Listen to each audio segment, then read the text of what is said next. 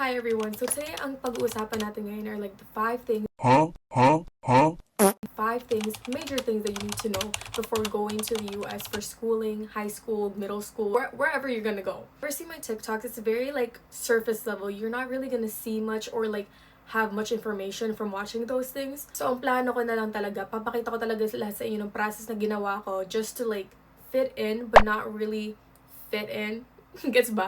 Ibig sabihin ko na parang hindi mo mawawala yung sarili mo, but you'll figure out who you are as a person going through the process, parang pag-move dito sa US. Feeling ko din naman, may experience mo din to if you move to a different country or anything of that sort. But I truly just wanted to show you guys yung mga pinagdaanan ko throughout those times and what I've learned throughout the years of going here and moving here in the US. Before we start, we have always wanted to go to the US, so moving here wasn't really like forced. I actually wanted to go to the US. Kasi feeling ko yung ibang problema ng iba kasi ayaw talaga nila pumunta dito. Like, yeah, may benefits, ganun, American dream, you're gonna have a better life.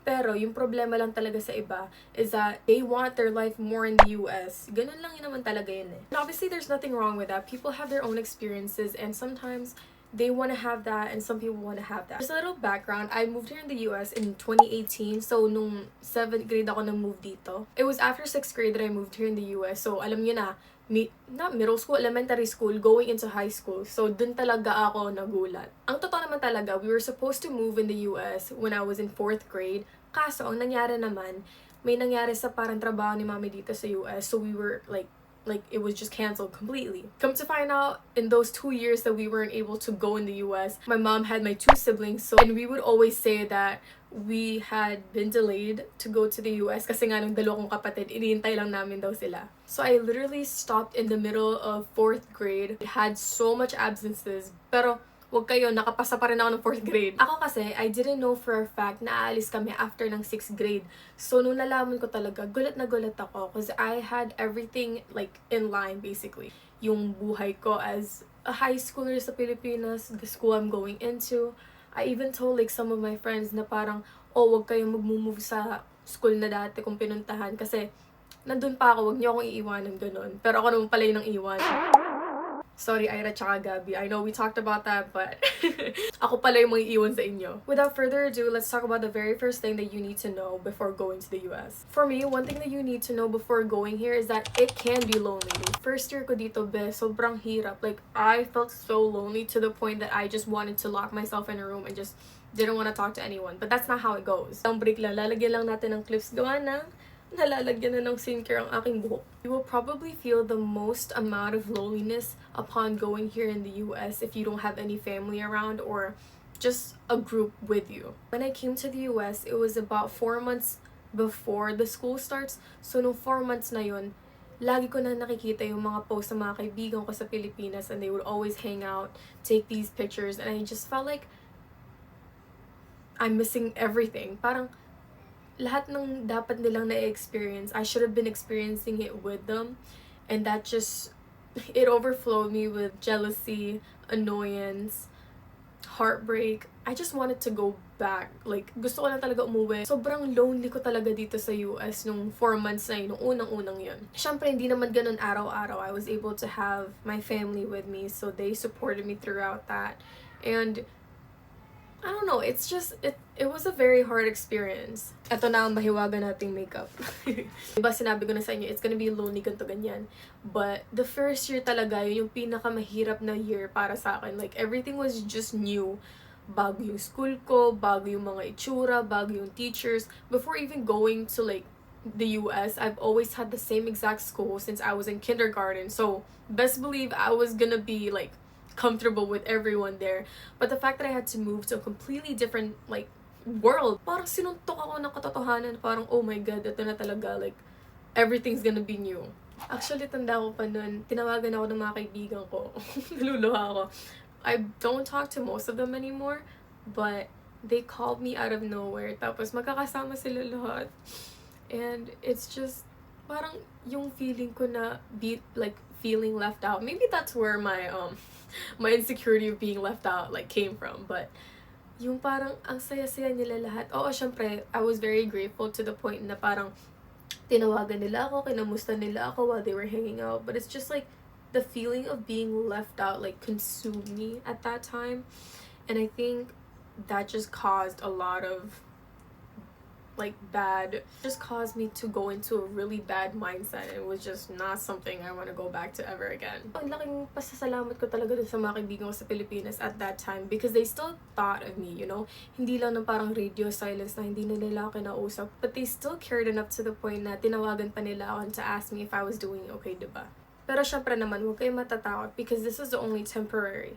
The fact that you're living your whole entire life now sa US, you have to know that this is just a temporary thing, and that if you are feeling depressed or feeling down, lagi kayong maghanap ng tao na pwedeng tumulong sa inyo. Talk about your feelings because the people that you came with probably has the same exact thoughts and the feelings that you're experiencing too. So please, huwag niyong kimkimen, huwag niyong patagalin yung paghihirap niyo. Talk to someone about it, and ayun lang talaga, just like talk it out. During my first year, hirap na hirap din ako, specifically in school, not in like academic wise, because academic wise it was pretty easy during middle school and elementary kasi ganun na din yung pinag-aralan mo, medyo mas advanced lang ang Pilipinas. But when it comes to high school, it kind of gets harder. So if you want a video about that, please let me know, and wag niyo itong pansinan. Kasi nag-dry yung eyeliner ko, so I was like, work.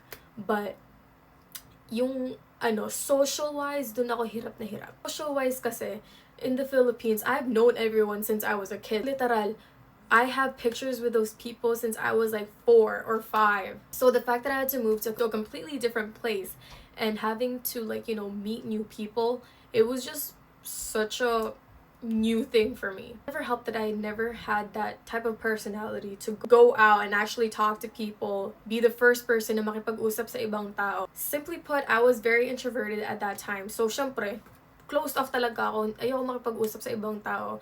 Tapos I was also battling with some type of depression at that time. I don't know if it was depression, but I just know I was very sad at that time. Tayo naman yun. May nakilala naman ako mga tao. Like, don't get me wrong, I was able to make friends, talk to people, ganun-ganyan. So don't worry too much about that. Kasi syempre, bago ka din eh. Maano sila parang, oh, bago siya, ganto ganyan. Like, let's talk to her, ganun. People will be interested in who you are. Kasi syempre, bago ka. They wanna know who you are. They wanna know where you're from, how you were able to go in this area. This is making it seem like the US is such a bad place. Pero be, if I had to look at myself back nung nasa Pilipinas pa ako, like I'm a completely different person. Like I've learned so many things throughout the years that I've been here. My personality has changed.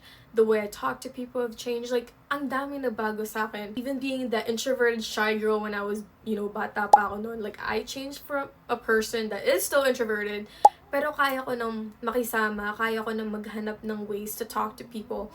I try to like talk to people more now, try to be more extroverted, find new people, be friends with them, ganun. Everyone is in their own road, and not enough tricks, there's not enough advice that I could give you to actually, live throughout it without actually living through it. So hopefully yung mga pinagsasabi ko ngayon, you'll be able to just like bits and pieces, put it together and basically form your own opinion and your own experiences. Secondly, don't believe everything that you see in social media, especially my TV shows and stuff like that. Not everything's gonna be accurate to the T. There can be similar cases, which I will be stating like in a later video maybe, but yung pagbubuli na yan, it's not as normal as you think it is. Akala ko din dati yung parang yung magsha-shove sa yung locker, ganun, yung books mo gaganunin, like those like cliche things that you would see on social media or yung mga TV shows na pinapanood natin. Hindi pala ganun, be. I mean, maybe in some cases it can happen, but it's not to the point that it's like such a normal thing that you see every single day. Like, I haven't seen someone gone push on a locker or like their books getting like ganon in front of everyone. Like, I haven't seen that anywhere, but that's just my personal experience din naman. Pero wag niyo kakalimutan, there are places that it can happen kasi yung pinuntahan ko naman kasi more on sila, mga colored people, so there wasn't a lot of like racist remarks. I was called the Asian kid for a good amount of time when I was there kasi wala talagang Asians doon, like purong mga Latino, like Black Americans, and yun lang, ganun lang yung parang mga demographics nila nun. I only recently found that out actually. Mga 2 years ago, I found out that me and my cousin were both called the Asian kids, and that was from 7th grade. I found out when I was in 10th grade, which is low-key insane. Most things that I do see na yung pag nag-aaway sila, it's more mutual that both people want to fight each other, And it is very common to find those fights. Alam niyo naman yung Twitter, especially yung mga school fights, yung nag-aano na ng mga buhok, ganon. Totoo yun. Like, I saw so many fights. I was a witness to most of those fights back in high school. People would literally have Instagram pages of it and post it. It would be private. But one time, someone did get caught, and owner ng account na yun, he got suspended for a good amount of days for like spreading those videos around. As I've told you, I didn't really get bullied physically, but I have gotten like some questionable things that has been like said to me. One time actually, kaibigan to nung pinsang ko back in like 7th grade. I was talking to him in Tagalog kasi hindi pa ako sanay na mag-English at that time. Ngayon, mas sanay na ako. Dati talaga, walang-wala akong hilig mag-English. Like, I would rather talk to them in Tagalog. Pero at that time, kinakausap ko siya. Hinintay namin yung daddy ko. Pauwi na kami ng school. And he was right there next to him. Nakasabi ko lang din sa inyo, di ba, na very introverted ako. Parang ayoko talaga makipag-usap sa ibang tao. So it was just like out of nowhere, he like talked to us. Siyempre, kaibigan yun ng pinsang ko. So obviously, he's gonna be talking to us. But I just found it very disrespectful kasi nung nagtatagalog ako, he was mocking me. He was like, oh, na ganon. He was imitating how I talk. Maybe some people don't find this as, you know, bad as some cases. But at that time, kasi first time ko ma-experience yun, parang nagulat talaga ako na parang, ano bang ginawa ko sa'yo? Why would you react that way, and why would you basically mock me from speaking my mother tongue? Like, would you want me to make fun of you whenever you're speaking Spanish? Like, no, you wouldn't want that. Yung mas nakakagulat pa nun, he's also colored. So it's like, I thought we were supposed to stick together. Why are we going against each other? Basically, at that time, galit na galit ako sa sobrang lamig. Like, I was freezing. And, syempre, nagrarant lang ako dun sa pinsan ko na parang, uy, be, ang init. Ay, mainit ulit. Ang lamig, like, hindi ko na kaya. Parang gusto ko nang umuwi, ganun yung sinasabi ko sa kanya. So, and I was speaking, like, really fast. Dun niya ako minak, and I was like, back off. Honestly, at that time, I couldn't really say anything. Kasi, syempre, I just felt so powerless at that time. Pero promise, be, pag nakita ko ulit yung lalaki yun, I still remember who you are. I will say something. And I will run my mouth on you. Like, let's go! Which leads me to the third thing you should know before going to the US is that it can be really cold. It's literally... Ay! Nahulog tuloy. Ano ba yan? If you can't see, it is very much snowing. Ang lamig, be. If you're going to a state like Illinois, for example, kasi nandito ako ngayon, you know it'll be cold, be. Nagmamakaawa ko. Invest in a good puffer jacket or basta bumili kang puffer jacket before even going here. Kasi, especially during winter season, oh my god. Yeah, I have always dreamt of going to the US para makita nga yung snow, like play in the snow and things like that. It's only fun for a good amount of days and then you realize it's like such a hassle when you have to like plow the snow out of the driveway, having to drive in like very like icy roads. One time I almost did get into a crash because the ice was so slippery to the point that I couldn't even control yung manibela. I was like, oh, no. I also did get stuck once in like an uphill thing. I got stuck in the snow and I was just like, they're stuck. The wheels actually got like yung parang friction na mag-move. I was like, biglang gumanon yung sasakyan ko and I was like, oh my god. Like, muntik na ako masagasaan ulit. I'm not a bad driver, I promise. A couple of brands that you might want to buy from is probably like North Face, Columbia, ayun lang yung alam ko Honestly, ayun yung alam ko yung parang mga yung known brands talaga. Pero there's a couple of things na parang H&M nagsasell din sila. Forever 21 nagsasell din sila. Medyo mura-mura yung mga ganon.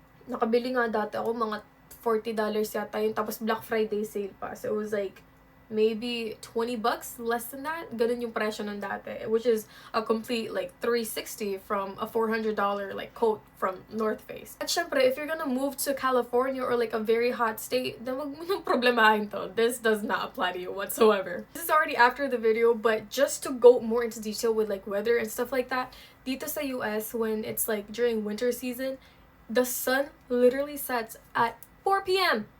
4! And the sun rises at like 7. So, ilan yun? 7, 8, 9, 10, 11, 12, 1, 2, 3, 4. You only got 9 hours of light. So, basically, your curfew is all the way up already. You can't even like go out as much. Pero during summer, 8 o'clock pa, may araw pa sa labas eh. Fourth thing you need to know before going to the US is that there will be a language barrier. Marunong naman tayo makaintindi. But the moment they started talking too fast, kung ka na talaga huh? sinabi nito? I had such a hard time having to figure out what people were saying kasi ang bilis nila magsalita na parang nagrarap sila. That's kind of hypocritical because I talk like that now. So, pag nag-i-English ako na mabilis, i-ano nyo na lang, 0.5 yung speed para makinig nyo ko ng ayos. So yeah, yung parang, tapos minsan may slang pa silang ginagamit. So, doon ka din maaano eh. Mablock ka na naman doon na parang, hindi ko na nga alam sinasabi mo, ang bilis na nga, tapos nagsaslang ka pa, hindi ko pa maintindihan. Wala ka talaga ng dati. Like, someone talked to me, right? And they were like, I'm finna do this right now. I'm like, ano yung Fina? Fina? Finally? Fin? Fin? Ano ba yun? Fin? Yung Fin. Fina. Ayun pala, like, going to. Kasi gonna and then basta ang dami pang kung anong mga link. Slow pa ako. So having to just like piece everything together and just figure out what they were saying was just like a roller coaster of like ano na. One advice that I do want to give you is that before you go to the US, learn a couple of the slangs that they normally use, but don't overuse it. Please, I'm begging you, do not overuse the slangs that you hear. Kasi mamaya hindi pala talaga yun tama. Brush over that subject, look through the things that they would mostly say.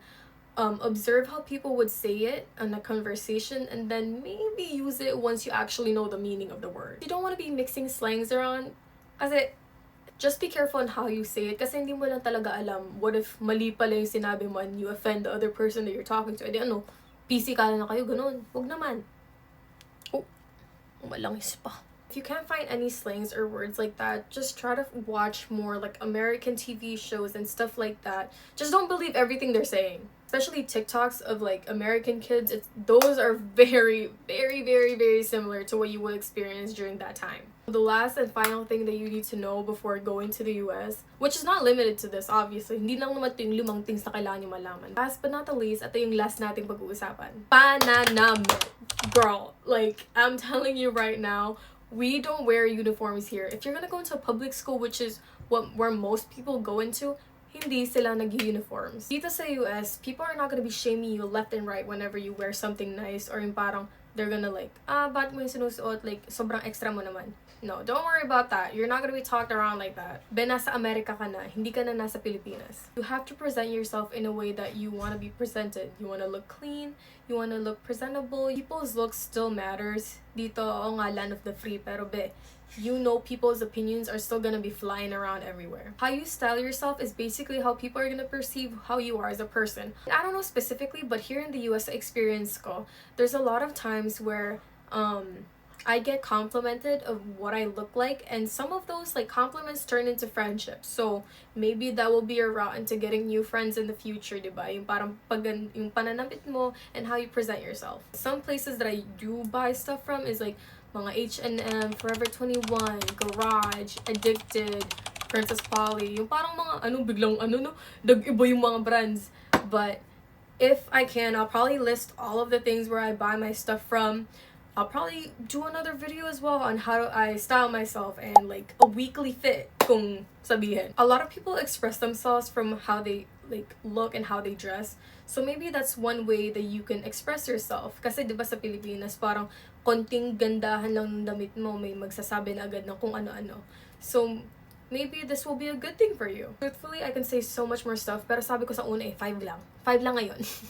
last thing. Alam ko 6 to pero sabihin na lang natin 5. Don't romanticize America. Do not romanticize it. Don't make it seem like it's the best place on earth because it's like every single other country.